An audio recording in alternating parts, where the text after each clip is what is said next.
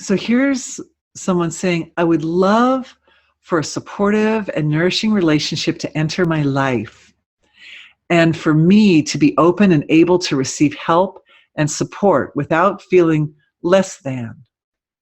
Thank you. Also, by the way, this question is coming from an exquisite person, absolutely beautiful, sweet, amazing, incredible person.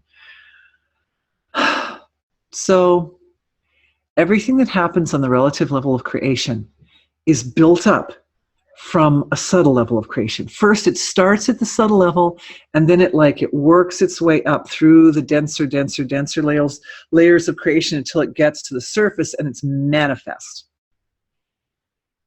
So to do this, we need to start by finding that relationship.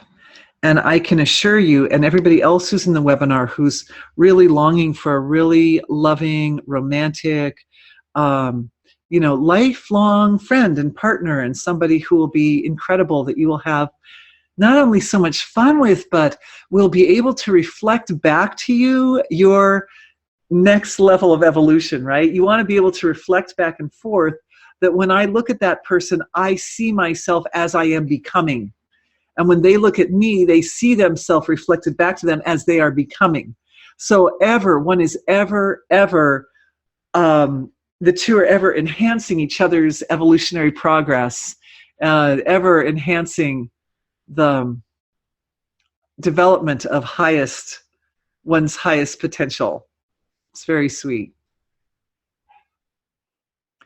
So the relationship based upon divinity, enjoying its own reality, very nice, forms the core of the relationship. It's that vision on a kind of abstract level, even aside from, the person should be this many years old or have that kind of income or whatever, whatever. But just the feeling of the relationship, what it feels like, what it would feel like to be in a space with another person that was so life-nourishing and so life-supporting. And that has to be without any kind of superficial ideas about details of the person, but just that feeling at first. That's where we start, by nourishing the relationship. And the question is, what I'm feeling for the person who asked this question is, there's a sense inside of, I'm not sure I can handle it. If I really got what I really, really wanted, like if I really got a relationship that was like that, like so profound and so intense, I might feel overwhelmed. There's some fear. A little bit of fear was down there in that space, that sacred space. Everybody needs to know that there is somebody for everybody. There really is somebody for everybody. In fact, for every person, for every one of us, there probably could be several people who would be amazing life partners, really. But there's certainly at least one person who is alive in the body at this time and that you could hook up with. There certainly is. There absolutely is. So that person already exists. And the relationship already exists. Remember, we were saying before in energy work, we kind of get past that, the field of linear time, and we get into a space of, there's this, from about here down, it's all from the mental body down, it's all, space has a kind of a fluidity. And so even if something's going to happen in the future, it already has a reality now. My husband and I laugh because we met each other when I was late 20s when we met, and we went back and we saw how our lives, from about the time that we went through puberty, our lives were like in synchrony with each other. We didn't even meet, he was in his mid-30s and I was in my late 20s. So interesting. Okay, but what happens when you think you have met that one person, but somehow it does not seem to pan out? Oh, that's a good question. Oh, I had that experience, just throwing that out there. I feel stuck and unsure how to move forward, move away, or wait, or years of struggling with this now. Ah, yes. So, yeah, so what happens is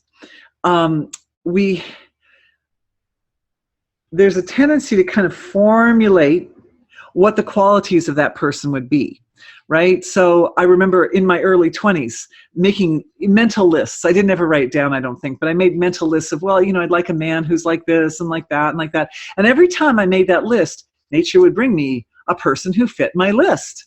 And then I go, oh, I need to go back and change my list. Hang on.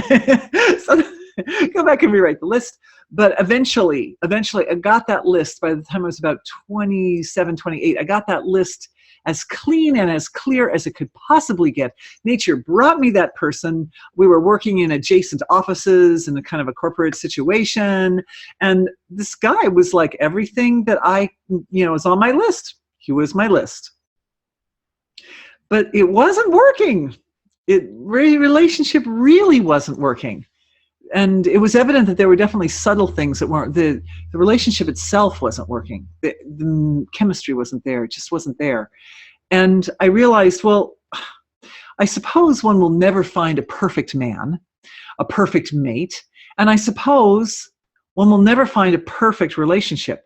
However, you can find a relationship if we don't worry too much about the man. What we're looking for is a relationship that's going to really nourish your evolution and your heart and your future and your whole life. You want a relationship that will nurture the whole life, because there are many good people on earth.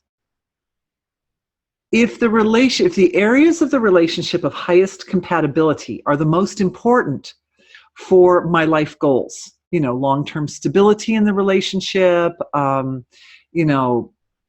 maximum evolution for both parties, like that. So the areas of highest compatibility are most supportive of the goals. And the areas of least compatibility are the areas that are not associated with those specific goals, with the highest goal. Let your own divine being decide what the goal of the relationship is. I threw out some ideas, and let your own divine being decide which qualities in the relationship are most important to fulfill those goals. Because you might be surprised. I was surprised when I plugged that seed into the cosmic computer. I dropped that into the field of divine being. What came out were that the man that I met right after that, right directly after, is the man I'm now married to. We had almost identical life goals. That was interesting. We had extremely similar eating habits, and also like just habits of how we dealt with our physiologies. We both showered daily and that kind of, these are kind of mundane things. These aren't things that Hollywood will, look what they had in common. It's not, they both like to eat dal, it's always something else, something more flashy.